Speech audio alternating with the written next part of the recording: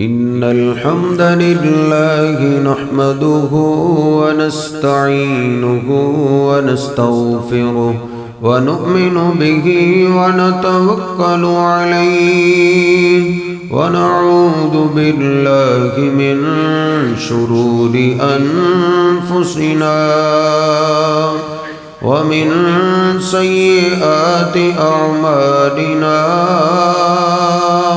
من يهده الله فلا مضل له ومن يضلله فلا هادي له أشهد أن لا إله إلا الله وحده لا شريك له وأشهد أن محمدًا عبده ورسوله اللهم صل على محمد وأزواجه وذريته كما صليت على آل إبراهيم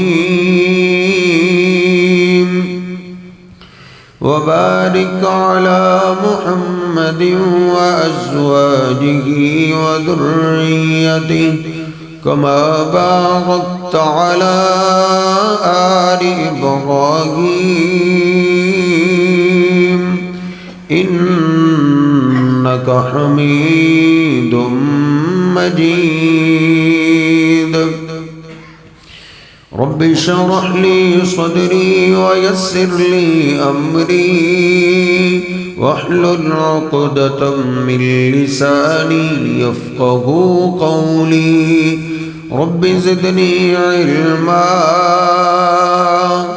سبحانك لا علم لنا إلا ما علمتنا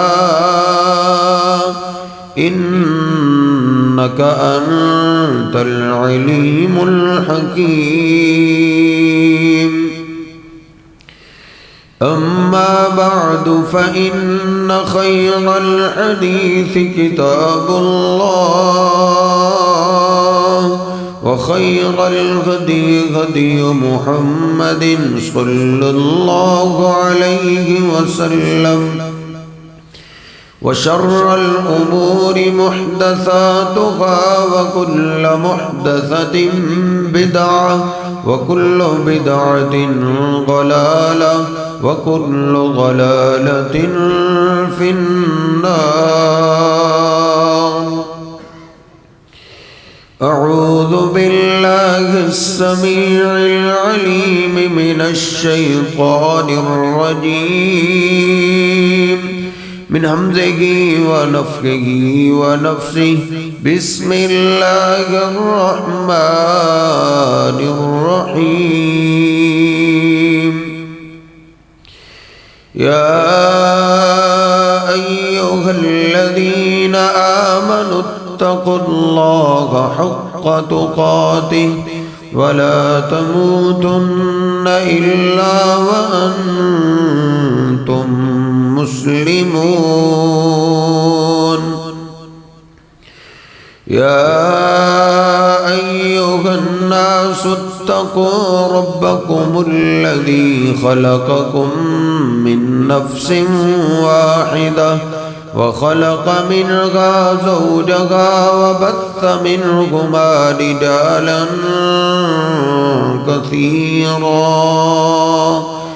رجالا كثيرا ونساء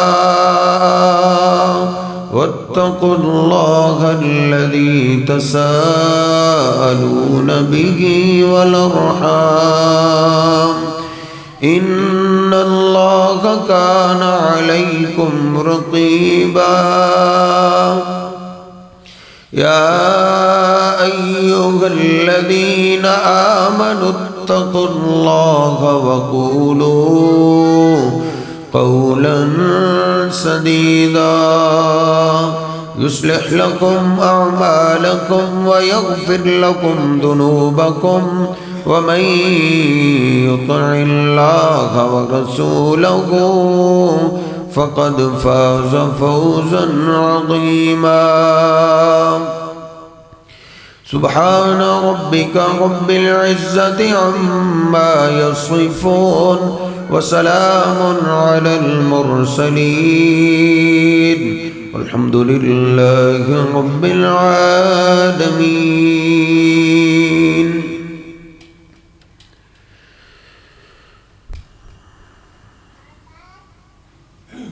اللہ سبحانہ و تعالی نے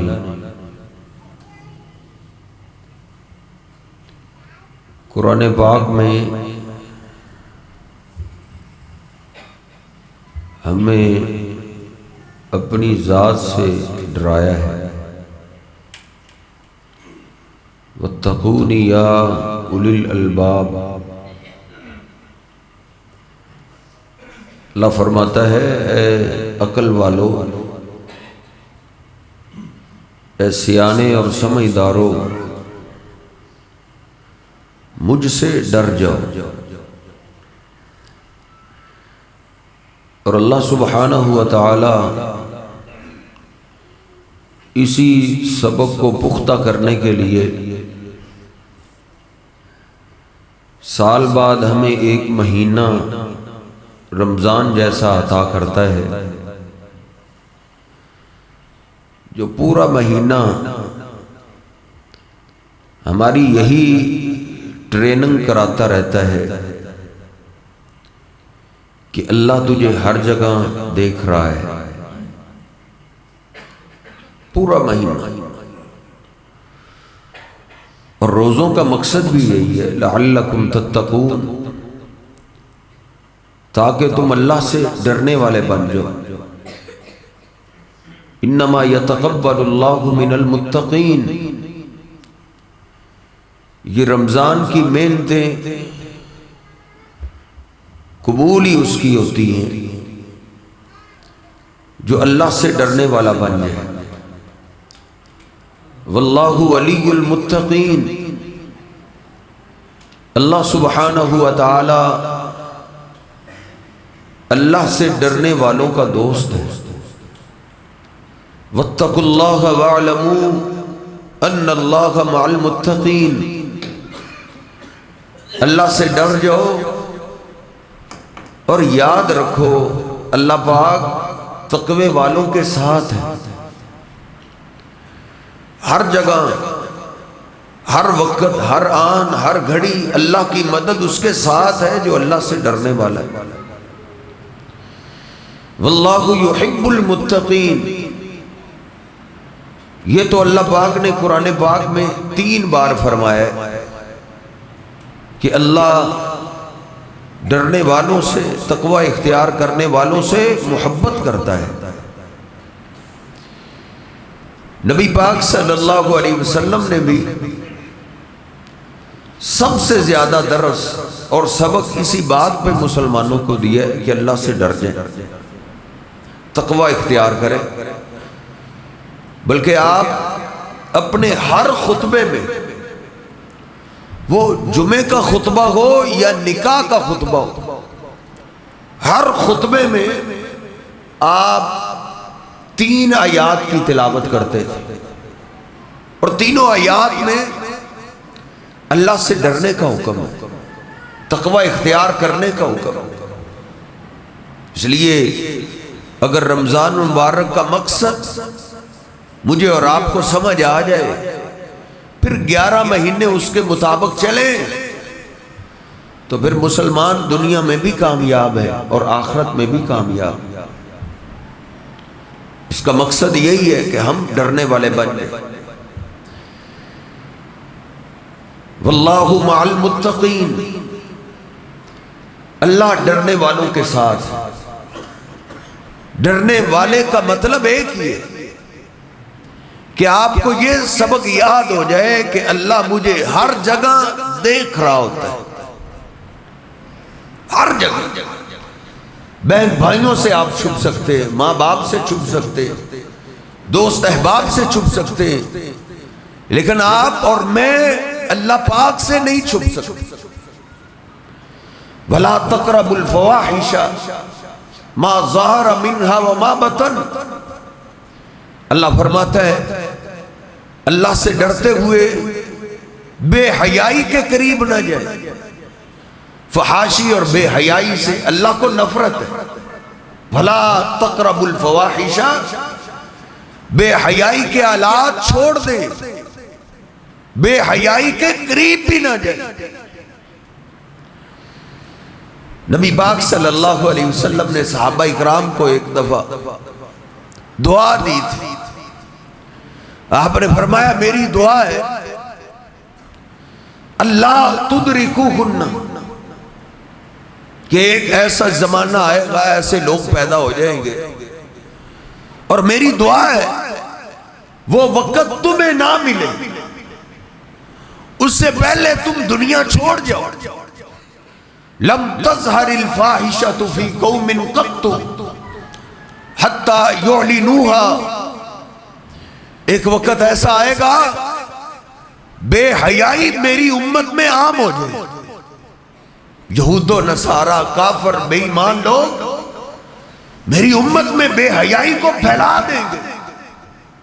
حتی یعلنوها، حتیٰ کہ نمازی اور دیندار لوگ بھی اس کو گناہ ہی نہیں سمجھے، عام ہو جائے. ہر گھر میں فحاشی داخل کر دیں گے. الا فشا فیہم الطاعون والاوجاع التي لم تكن مضت فی اسلافہم، اس بے حیائی کی سزا اللہ میری امت کو دنیا میں نقد دے گا. اور وہ کیا ہوگی کہ طاعون اور کینسر جیسا مرض عام ہو جائے، جو لا علاج مرض. اس وقت طاعون کا علاج نہیں تھا.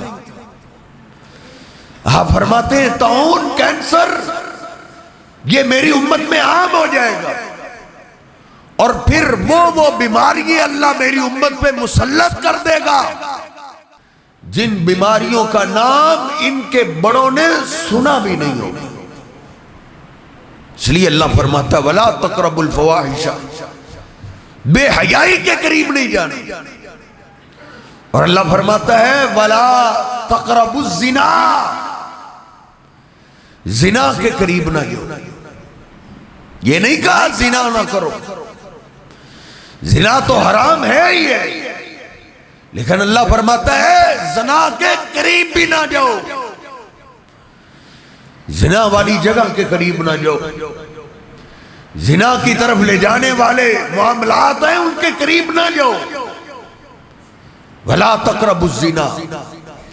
نبی پاک صلی اللہ علیہ وسلم فرماتے ہیں العینان تزنیان، آنکھیں بھی زنا کرتی ہیں، آنکھیں بھی بدکاری کرتی ہیں. زناہم النظر، آنکھوں کا زنا دیکھنا ہے. اب یہ گناہ تو ہم گناہ ہی نہیں سمجھ سکتے. ہم نے اپنے معصوم بچوں کو، اپنی بیٹیوں سے یہ جرم کروایا ہے موبائل کی شکل میں. موبائل میں آنکھوں کا زنا ہوتا ہے جو عام ہو چکا ہے. ہم نے اپنی معصوم کلیوں کو موبائل تھما دیا ہے، اور وہ بھی ٹچ اور ویڈیو والا. اور اس میں کیا کیا ہے یہ میں بھی جانتا ہوں اور آپ بھی جانتے ہیں. الا ما رحم ربی، ہاں سب ایک جیسے نہیں ہیں، اللہ کئیوں کو بچاتا ہے. مجھے ایک ہماری مسجد کی مثال یاد ہے. بڑا امیر ترین آدمی، مسجد کا پچھلے سال میں ہی کام ہوا ہے 1 کروڑ کے قریب، تو تقریباً آدھا خرچہ اس ایک اللہ کے بندے نے دیا. اس کے بیٹے نے قرآن سنایا ہے مصلی میں.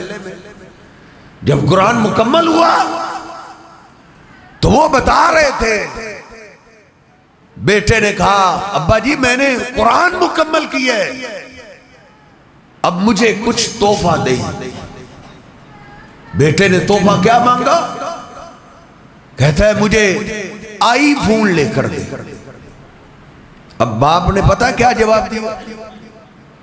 اس نے کہا بیٹا میں تجھے لے دیتا لیکن میرے پاس پیسے نہیں، اتنے پیسے نہیں ہیں کہ میں تجھے آئی فون لے کر۔ کچھ اللہ کے بندے اچھے بھی ہیں لیکن کچھ ہیں کہ میرا بیٹا میری بیٹی جب بچوں میں جائے، یونیورسٹی میں جائے، سکول میں جائے، کالج میں جائے، تو میرے بیٹے اور بیٹی اور دوسروں میں فرق ہونا چاہیے۔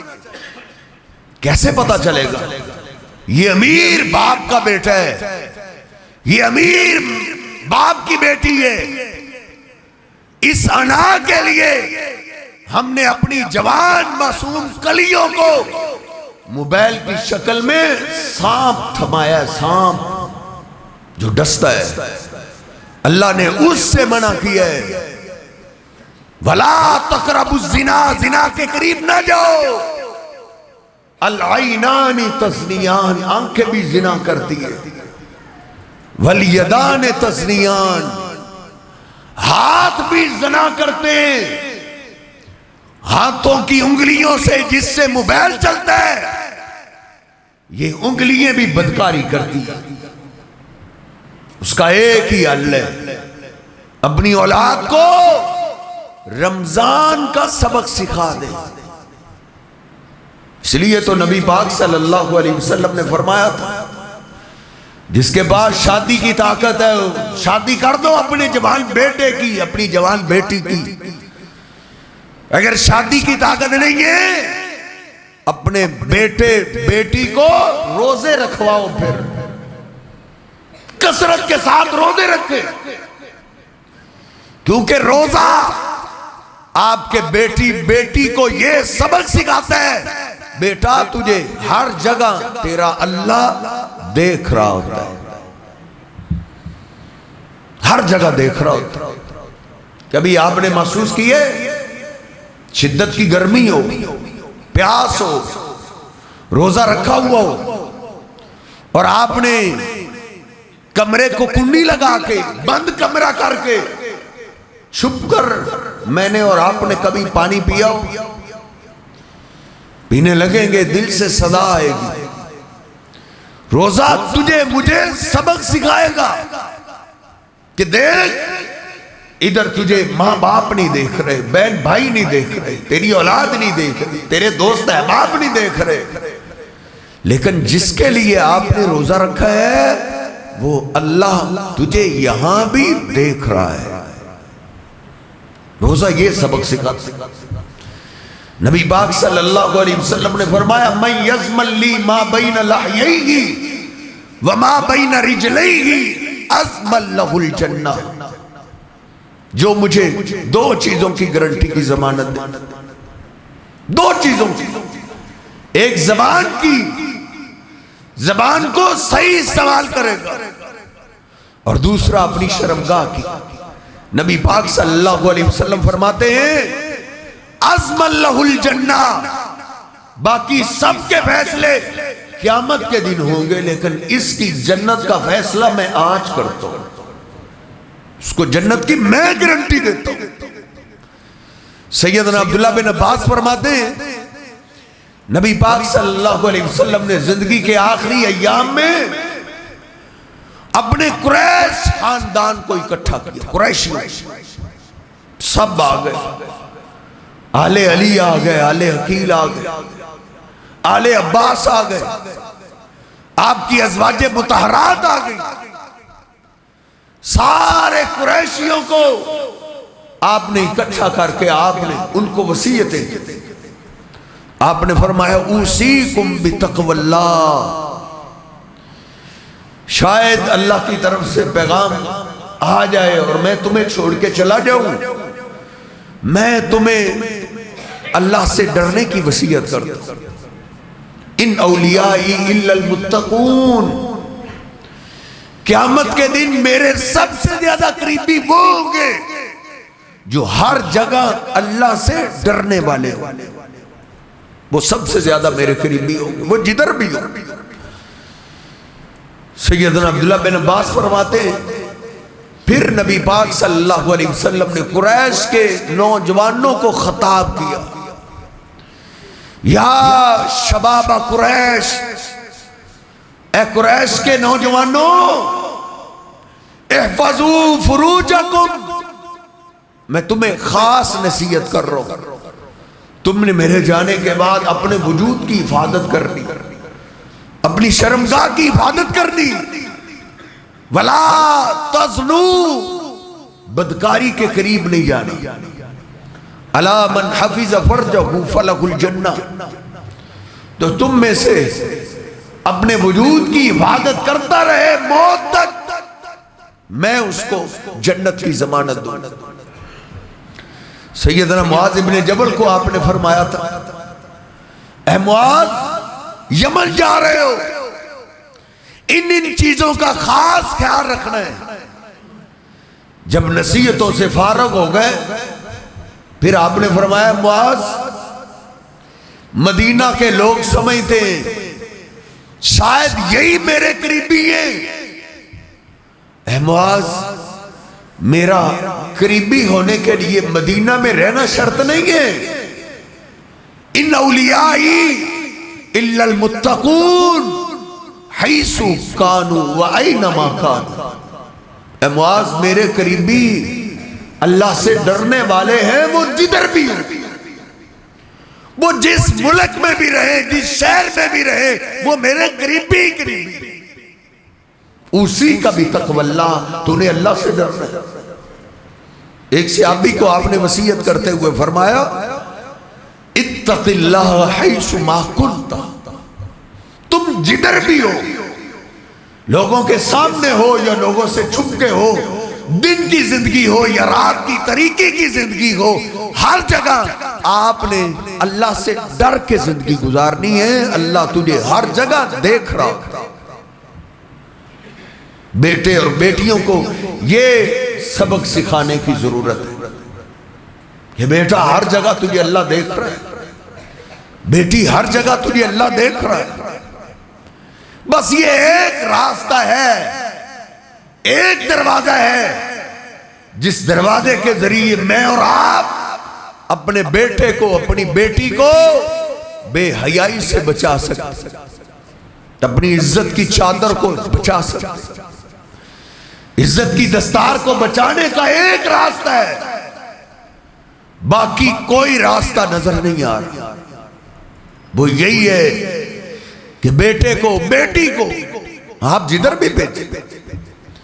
پہلے کبھی وقت ہوا کرتا تھا لوگ کالج، یونیورسٹی، کیا سکول میں بھی اپنی بیٹیوں کو بھیجنا گناہ سمجھتے، گناہ سمجھتے، لیکن آج کل تو ہم ضرورت سمجھنے لگے، مر جائیں گے اگر یونیورسٹی یا کالج کی کوئی ڈگری نہ آئی بیٹی کے پاس، چلو بڑھائیں، میں یہ نہیں کہتا کہ آپ وہ تعلیم نہ دلوائیں، لیکن ساتھ یہ سبق سکھائیں کہ بیٹا تجھے ہر جگہ تیرا اللہ دیکھ رہا ہوتا۔ کبھی کبھی کالج اور یونیورسٹی والے لڑکوں کو روک کے پوچھا کرو کیا حالات ہے، کبھی کسی یونیورسٹی کے پروفیسر کو روک کے پوچھا کرو کیا حالات ہیں، بیٹیاں معصوم کلیے درندے نشے پہ لگا رہے ہیں، چند دن اپنے خرچے پہ نشے پہ لگاتے ہیں، پھر ہمارے خرچے پہ ہماری عزتوں کے ساتھ کھیلا جاتا ہے۔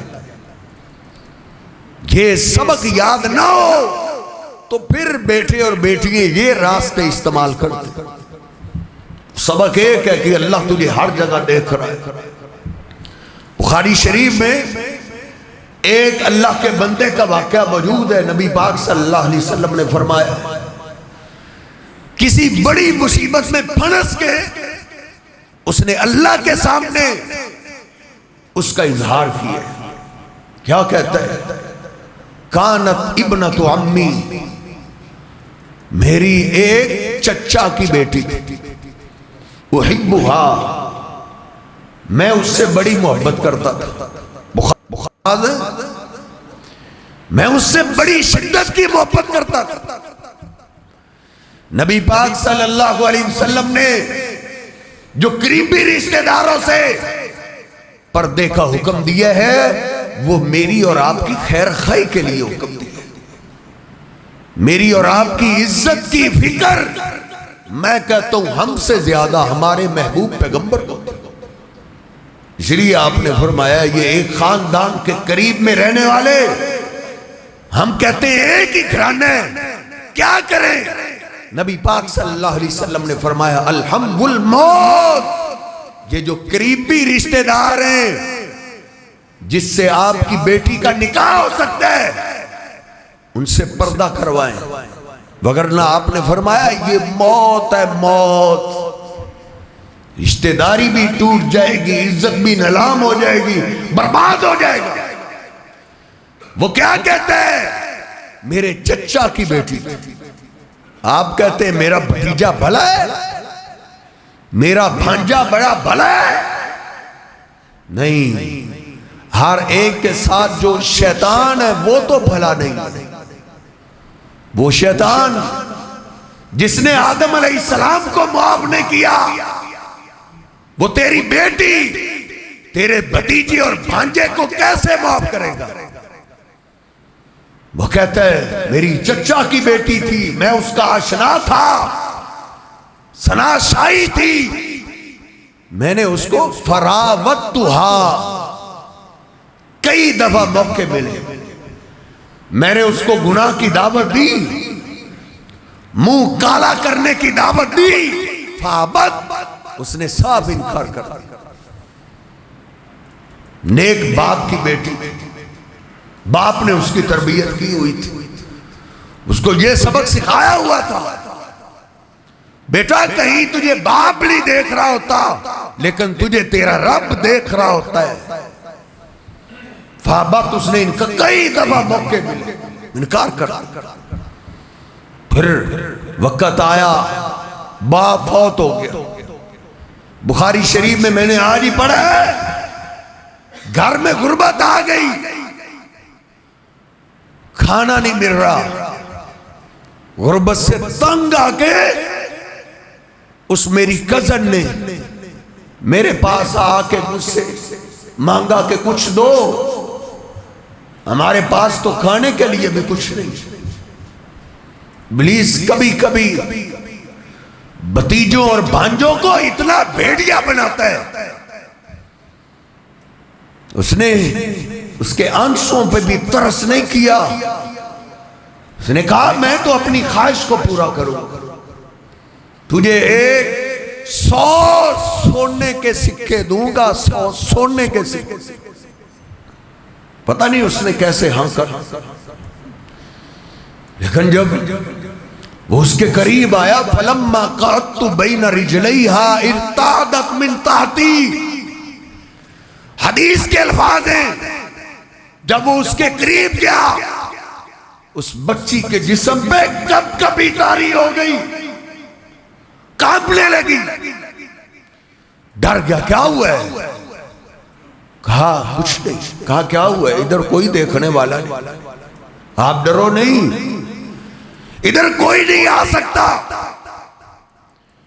لیکن باپ کا سکھایا ہوا سبق اس بچی نے پڑھ کے سنا دیا، اس نے کہا ادھر واقعتا نہیں کوئی انسان نہیں دیکھ رہا، لیکن انی اخاف اللہ رب العالمین، ادھر بھی میرا رب مجھے تجھے دیکھ رہا ہے، اللہ سے ہم اپنے آپ کو نہیں چھپا سکتے، خاف اللہ رب العالمین۔ ثم اذکرت النار، پھر اس نے اللہ کی آگ کا ذکر شروع کر دیا کہ ہم سے تو دنیا کی آگ برداشت نہیں ہوتی، اللہ کی جہنم کی آگ ہم برداشت کر لیں گے؟ بس وہ بھی رو رہی ہے، اس کے آنسوؤں نے اس پتھر دل کو پگھلا کے رکھ دیا۔ اس نے کہا خفتی فی الرخاء فی الشدۃ، تم تو اتنی سختی میں، اتنی بھوک میں، اتنی غربت میں اللہ سے ڈر رہی ہو، میرا تو زیادہ حق بنتا ہے، اس کو اللہ نے دولت کی فراوانی دی، اس نے اس کو 100 سونے کے سکے بھی دے دیے اور کہا گواہ ہو جاؤ کبھی جرم نہیں کروں گا، کبھی منہ کالا کرنے کا سوچوں گا بھی نہیں۔ اس لیے گھر میں یہ ماحول ہونا چاہیے، یہ ماحول، اپنی عزتوں اپنی غیرتوں کی حفاظت کرو کب تک؟ جب تک جان نہ نکل جائے، موت تک۔ بلکہ اپنی عزت کو بچانے کے لیے اگر بندے کو جان بھی قربان کرنی پڑے تو کر جائے۔ میرے حبیب علیہ السلام فرماتے من قتل دون اہلہ فہو شہید، جو اپنی عزت کو بچاتے ہوئے، اپنی غیرت کو بچاتے ہوئے اپنی جان بھی لگا دیتے، میرا رب اس کو قیامت کے دن شہید کا مقام عطا کرے گا۔ اس راستے میں اپنی جان بھی لگا سکتا ہے۔ اپنی بیٹیوں کی تربیت کرو، اپنے بیٹوں کی تربیت کرو۔ نبی پاک صلی اللہ علیہ وسلم فرماتے ہیں کچھ لوگ اللہ کے ایسے پیارے جن کو آگ تو بڑی دور کی بات ہے، اللہ پاک قیامت کے دن سورج کی گرمی بھی نہیں لگنے دے گا، یذلہ فی ذلہ، اللہ اس کو اپنا سایہ دے گا۔ شاب نشأ فی عبادت اللہ، وہ نوجوان جو اللہ کی عبادت میں پروان چڑھتا ہے، جو اپنی جوانی میں بھی اللہ سے ڈرتا ہے، اس کی جوانی فیس بک پہ، انٹرنیٹ پہ، چوکو چرستوں میں، پارکوں میں، گناہ کے اڈوں میں، چائے چوک پہ اس کی جوانی نہیں گزرتی، بلکہ اس کی جوانی گزرتی ہے اللہ کی عبادت۔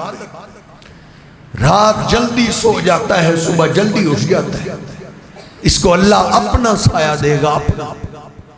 اور ایک وہ آدمی رجل ذات امرأۃ ذات منصب و جمال، ایک وہ نوجوان جس کو حسب نسب والی، مالدار، خاندانی عورت، حسن و جمال والی، گناہ کی دعوت، تنہائی بھی ہے، موقع بھی ہے، لیکن وہ یہ کہہ دے انی اخاف اللہ، میرا اللہ مجھے یہاں بھی دیکھ رہا ہے۔ یہ کہتے ہوئے یوسف علیہ السلام کی سنت کو زندہ کر دے۔ میرے حبیب علیہ السلام فرماتے ہیں قیامت کے دن اللہ پاک اس نوجوان کو بلائے گا، اس کو اپنے سائے میں جگہ عطا کرے گا۔ مرصد کی بات مجھے یاد آئی رضی اللہ تعالی، بدری سے آپی نبی علیہ السلام کی طرف سے ڈیوٹی لگی، مکے کے قیدیوں کو چرا کے لاؤ۔ چوری کرنے کے لیے مکہ کی گلیوں میں داخل ہوئے۔ زمانہ جاہلیت میں ایک اناک نامی عورت سے ان کی شناشائی تھی، بڑا پیار دل لگی تھی، اتنا پیار تھا کہ رات کی تاریکی میں اس نے چھپا لیا، اس نے پہچان لیا کہ یہ خوشبو تو مرصد کی ہے۔ اس نے آواز دی مرصد ہو؟ جی مرصد ہی ہو۔ مرحبا لکا یا مرصد، مرصد آپ کو ویلکم، خوش آمدید ہے، ادھر آئیں۔ تبیت عندنا اللیلہ، آؤ رات گزارتے، اکٹھے رات گزارتے، پرانی یادیں تازہ ہوتی۔ سیدنا مرصد رضی اللہ تعالیٰ فرماتے میں جہلیت سے نکل چکا ہوں، مدینے والے پہ ایمان لا چکا ہوں۔ ان اللہ حرم الزنا، اللہ پاک نے غیر محرم عورت کے ساتھ رات گزارنے سے منع کیا، یہ حرام کام اب تو نہیں کر سکتا، پیچھے جو ہو گیا سو ہو گیا، اب نہیں کر سکتا۔ اس نے کہا مرصد یہ کیا بات ہے، میں نے تجھے کہہ ہی دی ہے، تو اب تو تجھے ادھر ہی رات گزارنا پڑے وگرنہ پکڑوا دوں گی، قید کروا دوں گی۔ اس نے کہا جو کرتی ہو کرو، لیکن اب یہ نہیں ہو سکتا۔ اس نے شور اٹھایا، لوگو تمہارے قیدیوں کو چرانے والا چور یہ مرسد ہے۔ اس نے شور اٹھایا، لوگ بھاگے ہوئے نکلے، جس کے ہاتھ میں جو آیا مرسد کا پیچھا دوڑ لگاتے ہوئے محسوس کیا پیچھے لوگ آ گئے۔ فرماتے ہیں ایک چھوٹا سا گڑھا نظر آیا، میں نے اس میں چھلانگ لگا اور اللہ پاک نے ان کو ایسا اندھا کیا کہ میرے سر کے اوپر کھڑے رہے لیکن میں ان کو دکھائی نہ دیا۔ یہ اسلام، یہ مسلمانی ہے، یہ اسلام ہے، یہ تقوی ہے۔ مسلمان اور کافر میں زندگی گزارنے کا یہ فرق ہے۔ مسلمان ہر جگہ اللہ سے ڈرتا ہے، ہر جگہ اللہ کا خوف اپنے دل میں رکھتا ہے۔ ایک نوجوان آیا تھا، اس نے اسلام کو قبول کیا، نبی پاک صلی اللہ علیہ وسلم نے ساری شرائط رکھی، یہ حرام کام ہے، ان کاموں کے آپ نے قریب نہیں جانا۔ سارے کام اس نے سن لی، عرض کرتا ہے اللہ کے رسول سارے کام ہی میں چھوڑ دوں لیکن ایک کام نہیں چھوڑ سکتا، مجھے کسی لڑکی سے عشق جیسا گند ہے وہ مجھ سے چھوٹے گا نہیں، اس کے بغیر میں رہ نہیں سکتا۔ نبی پاک صلی اللہ علیہ وسلم سے زنا کی اجازت مانگ رہا ہے۔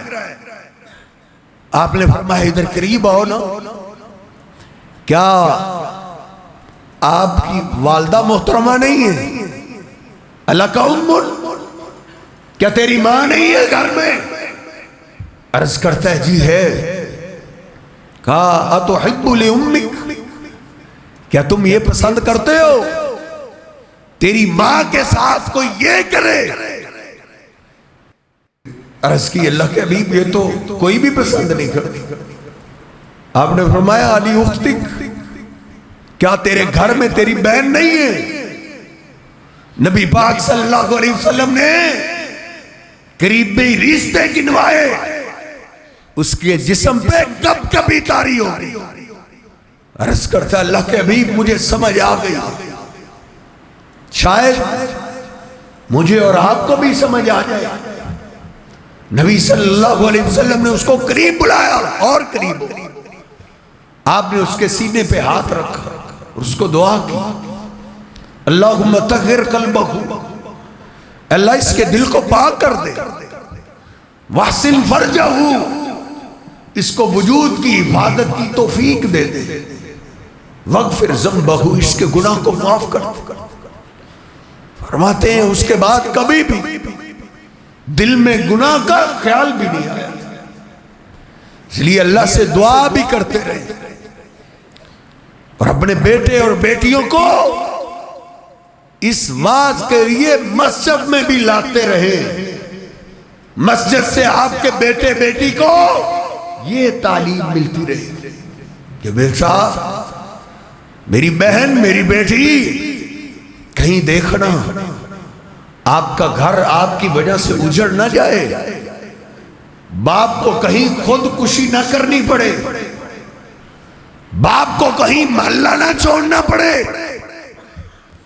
تیری عزت ڈگریوں میں نہیں ہے، تیری عزت شرم و حیا میں۔ بڑی بڑی ڈگریوں والی ہم نے دیکھی ہے، بڑی بڑی ڈاکٹر، بڑا بڑا پیسہ کمانے والی لوگ رشتے دار رشتہ کرنا پسند نہیں کر رہے۔ تیرا حسن تیرے شرم و حیا میں، تو ایک خاندانی عورت بن۔ نبی پاک صلی اللہ علیہ وسلم جب مکہ فتح ہوا، آپ کے پاس قریشی عورتیں بھی آئی، خاندانی عورتیں بھی آئی بیعت کرنے کے لیے، ہم بھی اسلام کو قبول کر لی، ہم بھی اسلام میں آنا چاہتی ہیں۔ نبی پاک صلی اللہ علیہ وسلم نے ان سے معاہدے لیے، تم نے یہ نہیں کرنا، تم نے یہ نہیں کرنا۔ صحیح ابن حبان میں ڈاکٹر فضل اللہ صاحب نے اپنی کتاب میں بھی نوٹ کیا، ہندا ابو سفیان سردار کی بیوی نبی صلی اللہ علیہ وسلم ان سے معاہدہ کر رہے ہیں یہ کام حرام ہے۔ آپ نے جب یہ فرمایا نا کہ زنا کے قریب نہیں جانا، اس نے حیرانگی سے اظہار کیا، اللہ کے حبیب آپ ہم سے یہ کیوں معاہدہ کر رہے ہیں؟ آپ جانتے نہیں ہم خاندانی عورتیں، اوا تزنی الحرۃ، اللہ کے حبیب یہ تو لونڈیوں اور غلاموں کا کام ہے، چھوٹے حقیر خاندانی عورتوں کا کام ہے۔ ہم تو اعلیٰ خاندان والی عورتیں جہلیت میں بھی اس گناہ کے قریب نہیں جاتی۔ نبی پاک صلی اللہ علیہ وسلم نے فرمایا ہاں گناہ کے قریب نہیں جاتی، میرا خاندان اس گناہ سے پاک ہے، لیکن اللہ کی طرف سے یہ آرڈر ہے کہ یہ معاہدہ کر رہا ہے۔ اس لیے یہ اسلام کا امتیاز ہے کہ اپنی رشتہ داریوں کو محفوظ کرو، اپنے خون کو محفوظ کرو۔ کفار یہود و نصارہ ان کو ہماری اس بات سے چڑھے، ان کے ہاں تو کتنے ہی ایسے جن کو اپنے باپ کا نہیں پتا، اور کتنے ایسے بھی ہیں جن کو ماں کا بھی نہیں پتا، لیکن ہمارے نسب نامے پاک ہیں، پاکیزہ ہیں، اللہ نے محفوظ رکھے ہیں۔ زنا کا راستہ اس محفوظ کلے کی دھجیے اڑا دیتا ہے، اس لیے اسلام نے اس پہ سخت پابندی عائد کی ہے۔ بات ختم ہو رہی ہے، اگر شیطان حملہ کر بھی دے اسلام میں اتنی سختی ہے، اگر عدالت میں یہ کیس چلا جائے تو پھر اس کی توبہ ایک ہی راستے سے قبول ہوتی ہے۔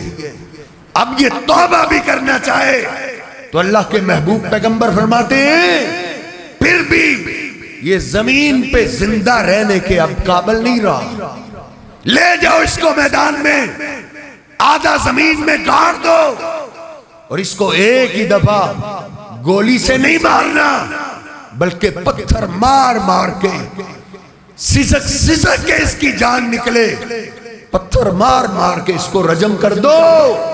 جب یہ تڑپ رہا ہو، جب یہ پتھر کھا رہا ہو سکتا ہے اللہ کو اس پہ ترس آئے اور اللہ اس کو معاف کر۔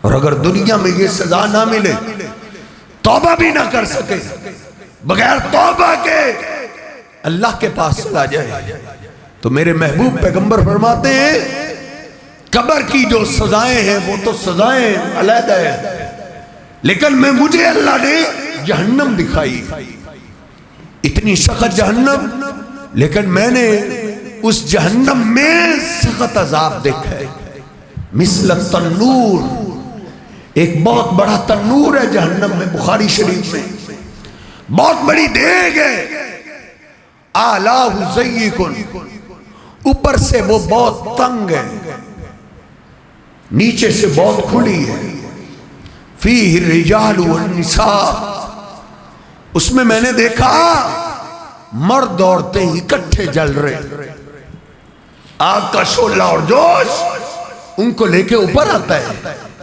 لیکن اوپر سے منہ تنگ ہے، باہر نہیں نکل سکتے، وہ پھر نیچے چلے جاتے، آگ کا جوش ان کو پھر اوپر لے کے آتے۔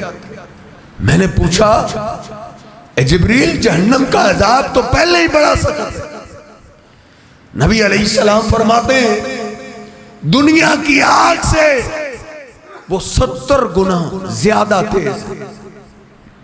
دنیا کی آگ کو ایک دفعہ گرم کیا گیا، جہنم کی آگ کو 70 دفعہ گرم کیا گیا۔ دنیا کی آگ جس کو ایک دفعہ گرم کیا گیا اس میں شدت زیادہ تھی، اس کو ٹھنڈا کرنے کے لیے اللہ نے اس کو 2 دفعہ سمندر میں ٹھنڈا کیا، ثم ضربت بالبحر مرتين، اور اس کو 70 دفعہ گرم کیا گیا اور ٹھنڈا ایک دفعہ بھی نہیں کیا گیا۔ میں نے پوچھا جہنم کی آگ کا عذاب تو ویسے ہی بڑا سخت، لیکن یہ کون جن کو جہنم میں اضافی سخت عذاب دیا جا رہا ہے؟ آپ نے فرمایا، مجھے بتایا گیا، ہَؤُلَاءِ الزَّانُونَ وَالزَّوَانِي، یہ وہ ہے جو آپ کی امت کے بدکاری کی جن کو عادت تھی، حلال راستے کو چھوڑ کے ان میں ان کو لذت نہیں تھی، ان کو حرام کے راستے میں لذت، چند لمحوں کی لذت کے لیے انہوں نے دنیا میں یہ گناہ کیے، آج جہنم میں ان کو یہ سخت اضافی عذاب دیا جائے۔ اس لیے میرے محترم، مجھے اور آپ کو چاہیے کہ رمضان کے اس سبق کو آپ 11 مہینے یاد رکھیں۔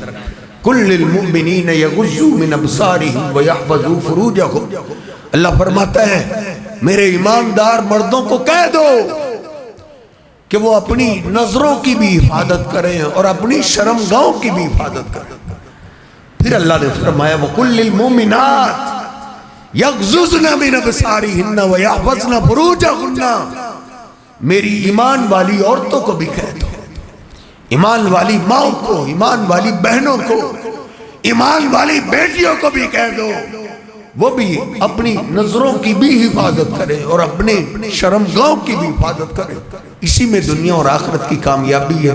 اللہ رب العزت مجھے اور آپ کو سمجھنے کی توفیق عطا فرمائے۔ وَقُولُوا قَوْلِي هَٰذَا اسْتَغْفِرُ اللَّهَ لِي وَلَكُمْ وَلِلسَّائِرِ